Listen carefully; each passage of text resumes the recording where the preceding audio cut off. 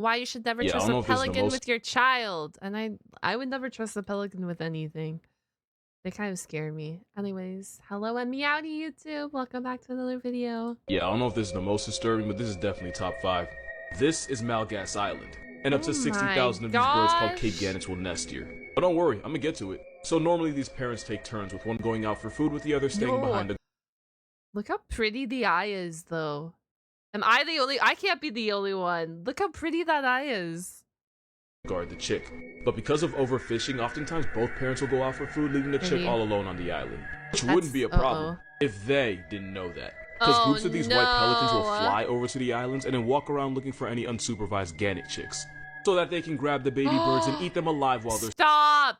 I didn't realize pelicans were like this. I don't know what I thought pelicans were, but still struggling.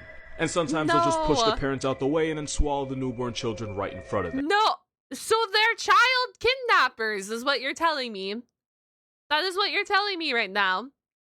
What? It somehow gets worse. Those same pelicans will fly back to their nest and vomit the half-digested, recently murdered baby birds for the pelican chicks to eat. Stop.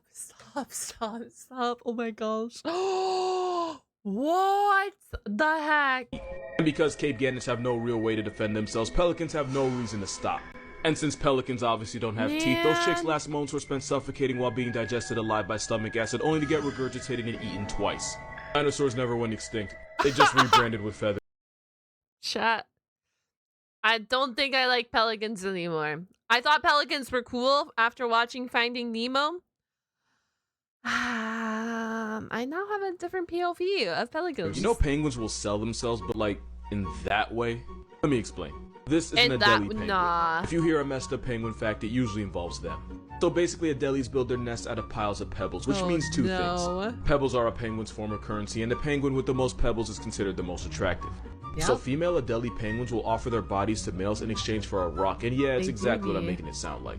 Sometimes the female will give it up to a male in exchange for a pebble, even though she already has a mate waiting for her back at the nest. Wait, have you guys seen that zoo clip? A pelican, not a pelican, holy shit. A penguin brought a rock to like a penguin in like one of their zoo enclosures, and like everyone was cheering for him though. Scientists can't really confirm this, but it's believed the females do this so that if their mate gets packed up by a seal or something, they still have a backup. Doesn't stop there, because a lot of times the female will pretend to be interested in the single male, and right when the male thinks he's about to get it in, she takes the pebble and runs back to her actual mate. The best example I could think of is if you buy a girl a drink only for her to take it and bring it over to her man on the other side of the bar. Basically, these penguins. Imagine you're like, oh, you look pretty. Here's your glass, and she just turns around and then hands it off to someone else. Pull a Cardi B, but you know, without the Cosby part. And before you feel bad for them, just remember that male Adelies have been known to have relations with injured females, chicks, penguin corpses, and one even hooked up with the ground. What? To completion. Penguins are dressed. How does one hook up with the ground to completion? As a what? What? Just Wall Street brokers, and they have the moral compass of one too. What? Ew. Ocean of up place, ain't it? That is Nermedia, but it's also called the ribbon worm. That thing that. This looks fake AF. What? That it's doing that's probably gonna get me a guideline violation. Yeah, that's how they eat. So that white stuff is its proboscis, and they'll basically shoot it out over a crab or a clam or whatever the this thing eats. Also, it gets trapped and can't escape. That's Some types crazy. even inject a paralyzing toxin so their prey can't move, and then they'll add digestive juices so they can digest their prey before it's even in their mouth. Gosh. And then this worm sucks its proboscis back in while also pulling its prey towards its mouth. It's like Spider-Man with a vor fetish. And some worms can shoot out a web that's 30 times their body length. That'd be like a man eating with a 180-foot. I'm scared. You know what? The sea is filled with beautiful things. Am I right or am I right? Tongue with hands. So yeah, that's not a worm enjoying December 1st. That's not a worm shooting out its liquid daycare. That is a worm trying to eat a man. The more you know. Interesting. Horrifying sound of a woman becoming a hashtag.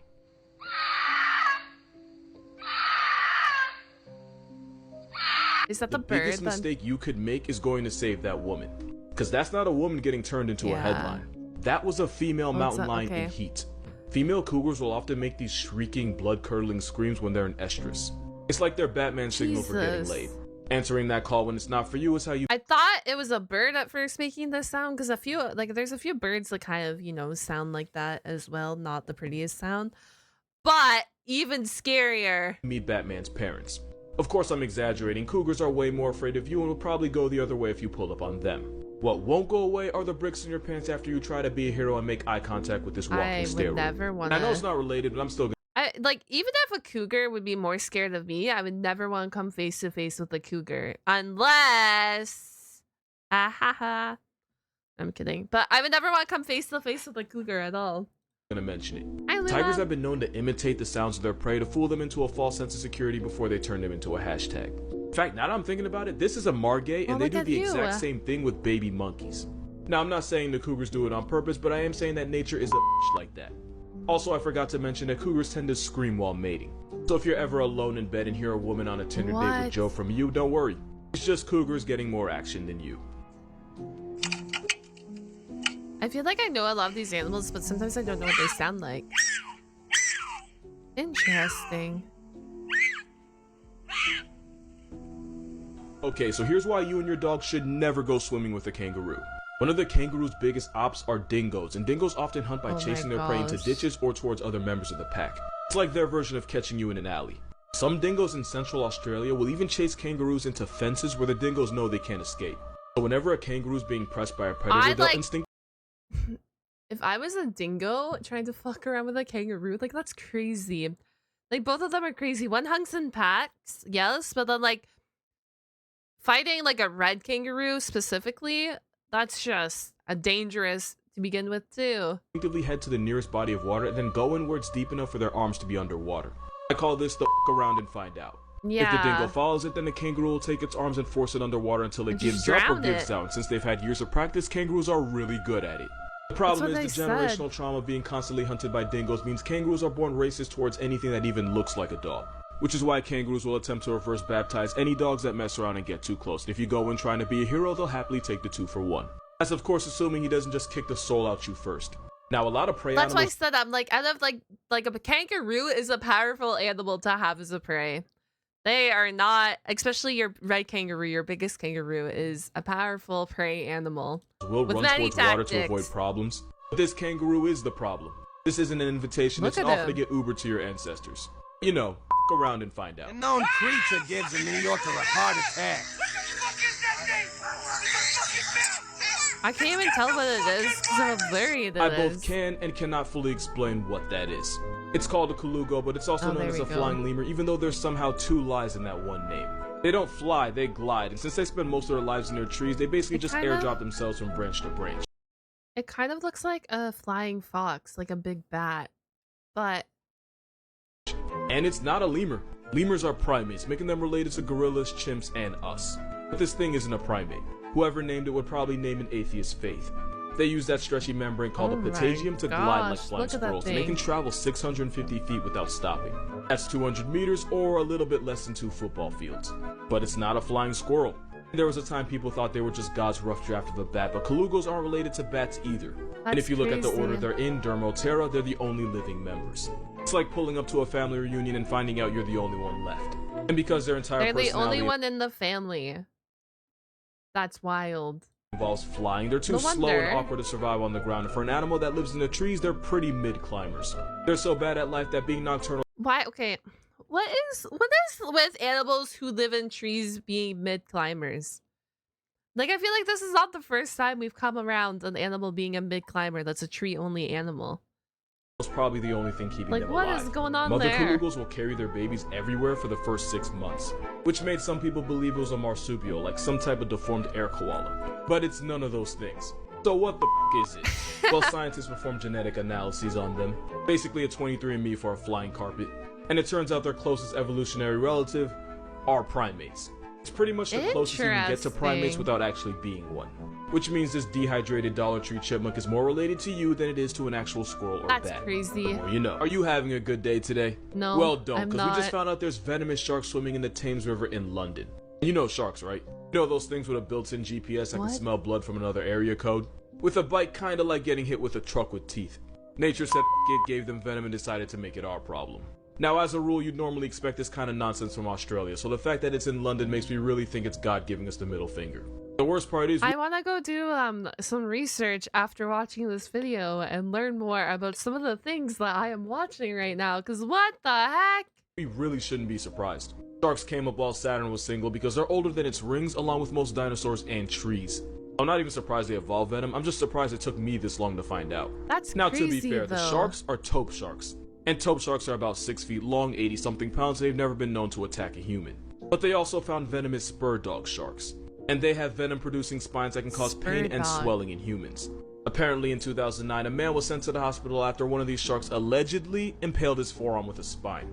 And there's even more venomous sharks out there, like the dogfish and smoothhounds. Now, the chances of a venomous shark being in your obituary are very, very low. You're actually more likely to get turned into a hashtag by a vending machine or a very pissed off ex. I would like to just like research about how venomous they are. You know what I mean? Because there's like a scale of venom, but I'm just curious to like why. But we can now add sharks to the list of animals that are venomous for no reason. Here's why hanging out with flamingos can be really bad for your health, and shout out to this comment for reminding me. Because African lesser flamingos will flock in lakes like Natron in Tanzania. And some of the water they choose to stand in is so toxic that if you tried to wade in it for 2 minutes, it would strip the skin off your legs completely. Because these are soda lakes, and because minerals like sodium carbonate flow into it, the lake ends up becoming overly basic and extremely salty. I hate chemistry, I had to retake it freshman year, and I should be entitled to compensation, so I'm not even finna lecture y'all. But basically, low pH means something's acidic, high pH means it's really basic. I love and because chemistry. these lakes can have a pH of nearly 11, the water's so caustic that it burns the flesh of humans and animals that are not already adapted to it. And if it gets in your eyes, you'll be like Stevie wondering when the lights went out. That's Flamingos crazy. can survive in hypersalinated basic lakes because they have tough skin and scales on their legs to prevent burns. Also, apparently they can drink boiling water without flinching. Why?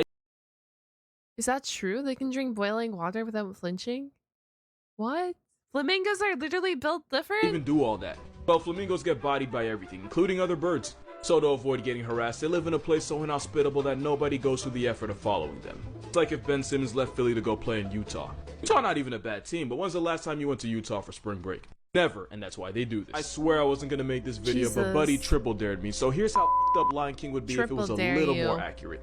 This might have been the end of the movie. Baboons will kidnap unattended lion cubs, and that usually ends with one less lion. Imagine that was the end of the movie. You just get what, 5 minutes into the Lion King movie, and that's it. I know Rafik is a manjul. You can delete the comment you're probably typing, but primates have a natural hatred towards big cats like lions and leopards. Which means this scene would have sent the movie to the credits and turned Simba into initials on a Twitter bio. As the new head male, the first thing Scar would have done was murder Simba and Nala, since when new males take over, they destroy whatever cubs the previous male left behind. Which leads me to the next fact: Simba and Nala would have been half siblings because they would have had the same father. Most lion prides only have one male that's allowed to mate. Sometimes the lionesses get something on the side, but typically their options are restricted to one. Which means this scene would have required a lot of therapy. Confirmed. Family Fake therapy. AF. Meerkats are one of the most murderous animals in the world, and that's not even a joke. I heard meerkats There was are a study deadly, done too. to see what mammal commits the most murders, and the animal at the top, Holy moly. yeah. So About meerkats 20% don't of like meerkat each other. deaths were caused by another meerkat. And now we know why Timon was on his own. Also, Simba would have been kicked out of the pride regardless. Because where lionesses spend their lives in the pride they were born in, males typically leave after 2 to 3 years, and it's usually the head male that drives them out. Which means Mufasa would have likely been the one showing Simba the door. Am I overanalyzing a kid's movie? Maybe, but he dared me, so it's not my fault. Maybe. Potentially. A little. Yeah. Jesus, the more you know. Also, for everyone who asked, I did 6 years in university/college in biology/biotechnology, which means I worked with a lot of really tiny stuff for the most part. A lot of microbiology and stuff, so bacteria, heck yeah. DNA, heck yeah. All that fun stuff, heck yeah. Well, that is what I went to school for. For anyone who is asking me in the comments, that is what I learned.